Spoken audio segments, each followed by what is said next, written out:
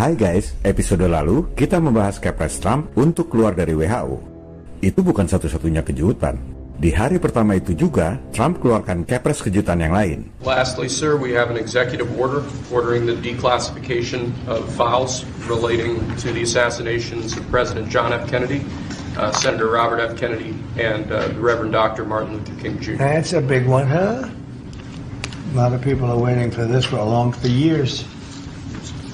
For decades, and everything will be revealed. Give that to RFK Jr. Yes, sir.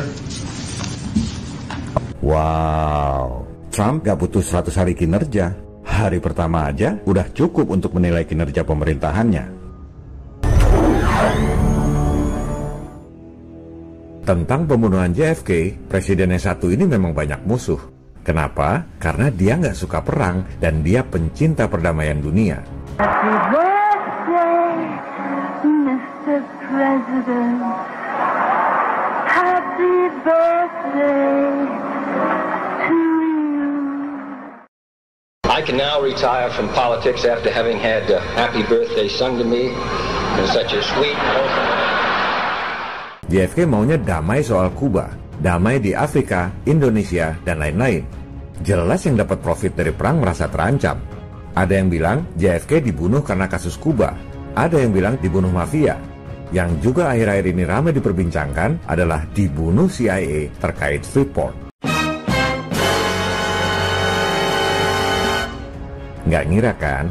Bahkan dalam upaya memperoleh Freeport, CIA sampai membackup pemberontakan PRRI Permesta, melakukan pembunuhan Sekjen PBB, mendesain konfrontasi Indonesia-Malaysia, dan yang mungkin akan segera terbongkar, mengeksekusi pembunuhan Presiden JFK.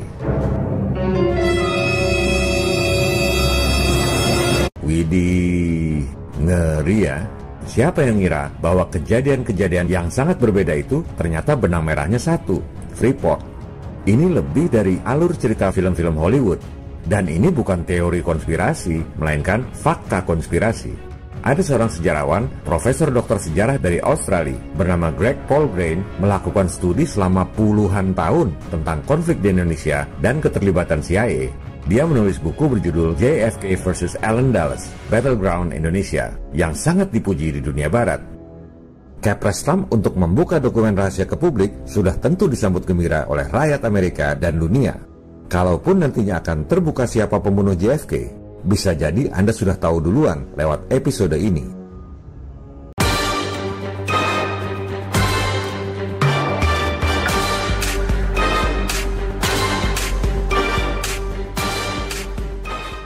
Tahun 1936, di Papua Barat, ada 3 orang geologis Belanda menemukan gunung dengan singkapan tanah berisi tembaga berkandungan tinggi dan emas dengan konsentrasi yang sangat tinggi.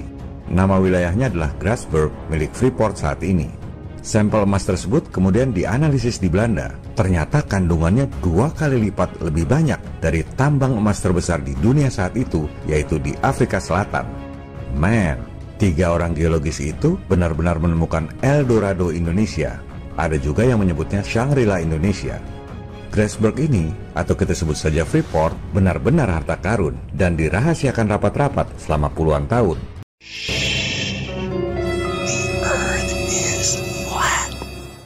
Itu sebabnya 9 tahun kemudian ketika Indonesia merdeka tahun 1945, Belanda nggak mau kembalikan Papua. Orang-orang Indonesia nggak tahu bahwa sebenarnya karena Belanda mau mempertahankan Freeport itu.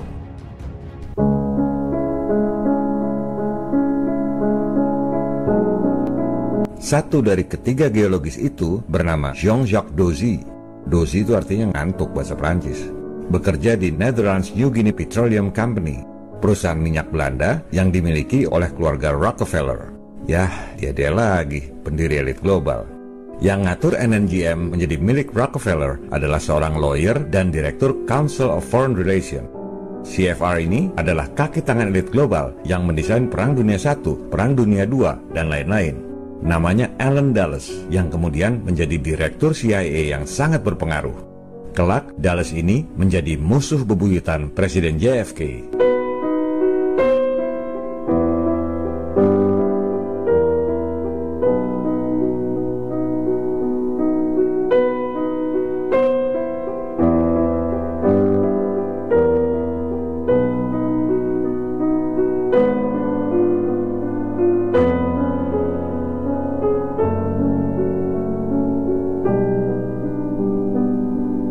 Perseteruan antara elit global dan JFK dimulai dari sebelum ia jadi presiden. Tahun 1957, Senator Kennedy menyampaikan pidato yang dramatis untuk mendukung perdamaian di Afrika serta menentang penjajahan baru di seluruh dunia, neokolonialisme dan imperialisme. Sama seperti Soekarno, JFK adalah anti-nekolim. Pidato dan sikap politik Senator JFK itu tentu saja membuat berang kaki tangan elit global, termasuk Dulles. Maka dimulailah konflik keras antara JFK dan Direktur CIA.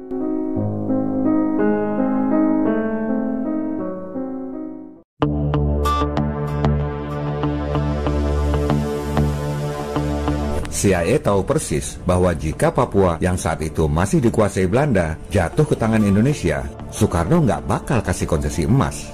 Meski waktu itu Soekarno juga nggak tahu bahwa di Papua ada emas sebanyak itu. Maka dimulailah cara kotor CIA untuk menguasai Freeport. Caranya dengan membantu pemberontakan PRRI Permesta 1958. Apa saja bantuannya? Senjata, amunisi, dana, dan bantuan tentara bayaran. Di saat yang bersamaan, atas pengaruh CIA, Amerika menolak untuk memasok amunisi buat Indonesia. Jelas Indonesia saat itu kesulitan melawan pemberontakan PRRI Permesta.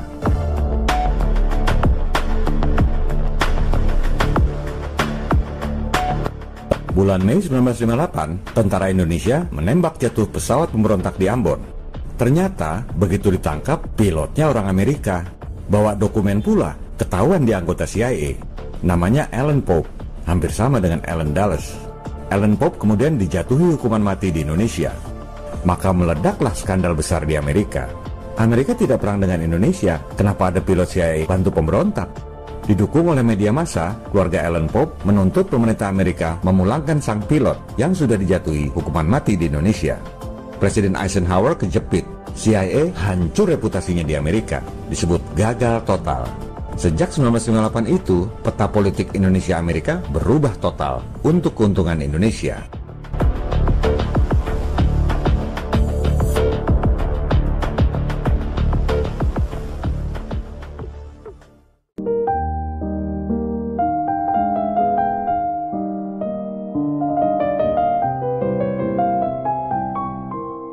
My fellow citizens of the world, ask not what America will do for you, but what together we can do for the freedom of man.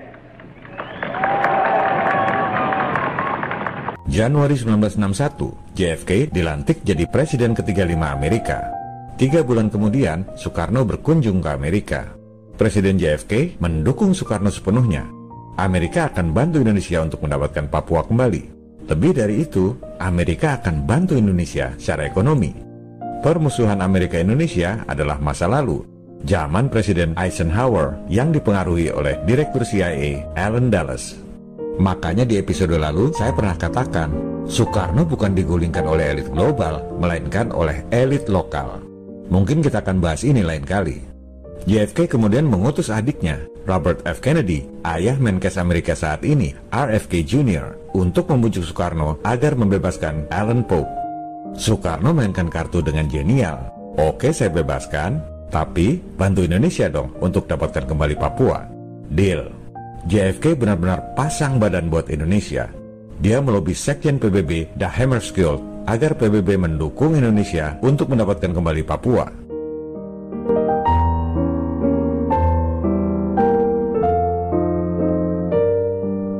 Dulles melihat kolaborasi JFK dan Sekjen PBB untuk mengembalikan Papua ke Indonesia akan membuyarkan rencananya untuk menguasai Freeport.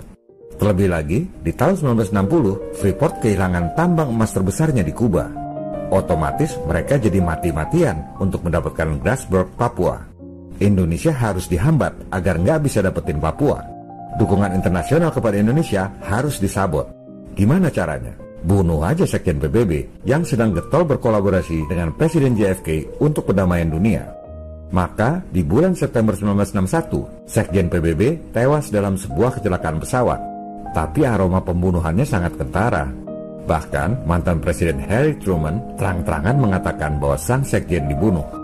2 bulan kemudian, November 1961, Direktur CIA Allen Dulles dipecat oleh JFK. Resminya dipaksa untuk mengundurkan diri. Skakmat, bos. Kalau ini permainan catur yang fair antara JFK dan Dulles, JFK menang. Tapi Dulles ini tipikal orang yang kalau kalah main catur, nyuruh pasukan bawa golok dan ngebacok dari belakang. Dulles ini memang penjelmaan iblis. Jenius merancang strategi, cerdas luar biasa, tapi jahatnya nggak ketulungan. Orang-orang menjulukinya Incubus, setan yang suka menyetubuhi wanita ketika tidur. Meski dipecat, Dulles masih ngantor di Langley, mabes CIA. Dia terus cari cara untuk mengacaukan Indonesia agar ia bisa memperoleh Papua.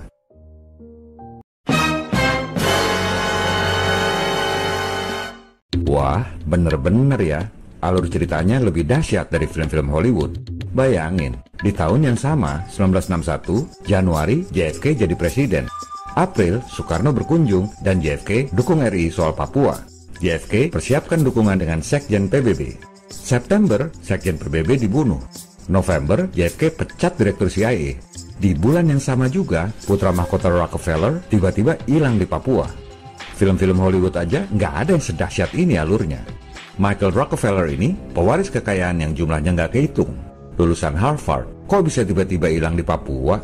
Isu yang dikembangkan, Rockefeller dibunuh kanibal oleh suku terasing di Papua. Dan memang benar dia hilang sampai sekarang. Seberapa sih kemungkinan anak Rockefeller tiba-tiba pengen pergi ke suku terasing di Papua? Terus, apa benar suku-suku di sana kanibal? Yang ada malah antropolog bule kawin sama Obah Horok, kepala suku Asmat. Boro-boro kanibal, mungkin kesengsem sama Koteka. Michael Rockefeller sendiri kelihatan fun-fun aja sama suku Asmat. Masa dibunuh kanibal pakai foto-foto ceria dulu? Yang lebih mungkin adalah itu upaya putus asa Dulles karena baru dipecat dari CIA. Maka direkayasalah agar putra Rockefeller sepertinya dibunuh kanibal supaya ada alasan buat duduki Papua. Di dunia intelijen militer, ini strategi standar, namanya false flag. Mengorbankan diri sedikit supaya ada alasan nyerang dan dapat yang lebih besar. Pearl Harbor 1945, false flag, supaya ada alasan buat serang Jepang. 9/11 2001, false flag, supaya ada alasan buat serang Irak dan Afghanistan. Itu strategi yang standar banget. Diulang-ulang tetap aja orang nggak ngerti. Tapi false flag kali ini gagal. Sang ayah, Nelson Rockefeller, nggak ambil tindakan untuk serang Papua. Mungkin karena dia tahu JFK nggak bisa dikontrol oleh elit global.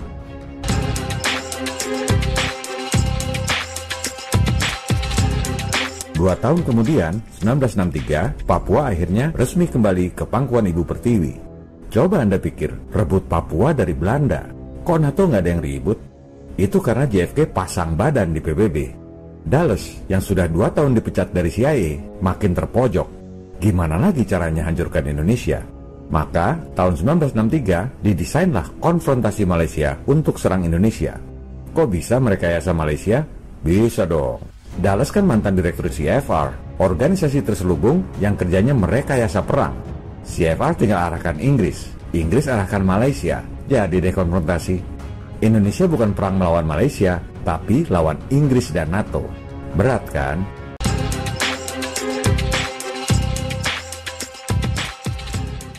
Setelah perang beberapa bulan, Soekarno minta tolong JFK lagi untuk damaikan konfrontasi Malaysia. JFK, pencinta perdamaian dunia, setuju.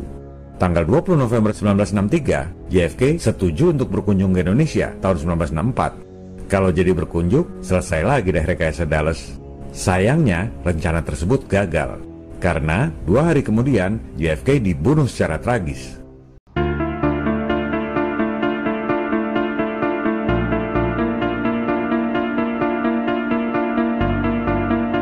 Peristiwa pembunuhan JFK menjadi misteri yang bikin penasaran publik selama 60 tahun lebih. Kenapa? Karena versi penjelasan resmi pemerintah sangat nggak masuk akal. Hasil investigasi Komisi Warren yang dibentuk pemerintah mengatakan bahwa JFK dibunuh oleh Lee Harvey Oswald dengan 1 peluru. Coba kita lihat faktanya.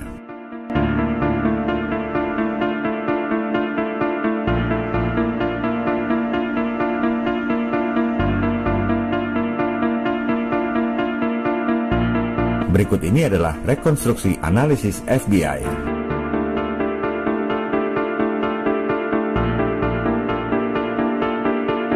Mana mungkin itu 1 peluru? Komisi Warren ngotot, itu memang 1 peluru katanya, yang kemudian menjadi bahan olokan Magic Bullet.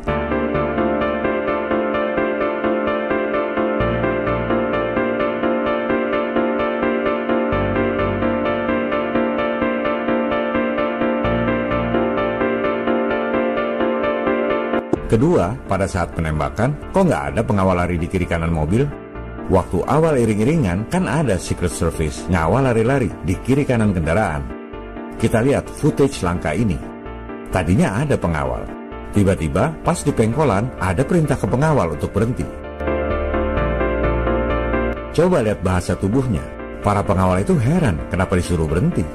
Pertanyaannya, siapa yang bisa perintahkan Secret Service untuk stop berlari? Ketiga, penjelasan resminya, JFK ditembak dari belakang. Terus, kenapa ibu negara Jackie Kennedy tiba-tiba kabur lari ke belakang? Penjelasan resminya, karena mau ambil serpihan tengkorak JFK. Omong kosong. Itu adalah reaksi spontan seorang wanita. Dia lari ke belakang karena lihat sesuatu yang sangat mengerikan di depan. Apa itu? Kita bahas di episode lain aja ya.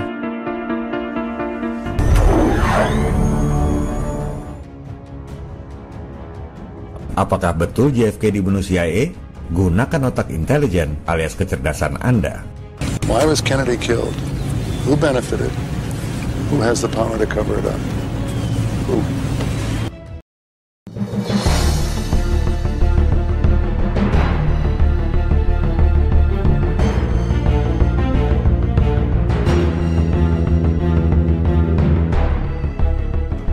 Saya meyakini CIA pimpinan eksekutornya. Hanya CIA yang mampu melakukan operasi intelijen serapih itu. Saya katakan eksekutornya, bukan dalang sesungguhnya. Nggak mungkin Allen Dulles yang sudah dipecat dari CIA bisa melakukannya sendiri. Ada kekuatan lain yang jauh lebih besar di belakangnya. Kekuatan yang bisa menyuruh Dulles sebagai pimpinan Algojo. Kekuatan yang bisa menempatkan Dulles di Komisi Warren untuk menghilangkan jejak. Dan kepentingannya jauh lebih besar dari Freeport. Siapa dalangnya dan apa alasan sesungguhnya? Terlalu panjang jika dibahas dalam satu episode. Kebanyakan materi nanti malah susah nangkepnya. Jika hal-hal yang berat seperti ini dianggap perlu, silakan tulis di komen dan kita akan bahas di episode lain. Viva Republik Indonesia, salam people power.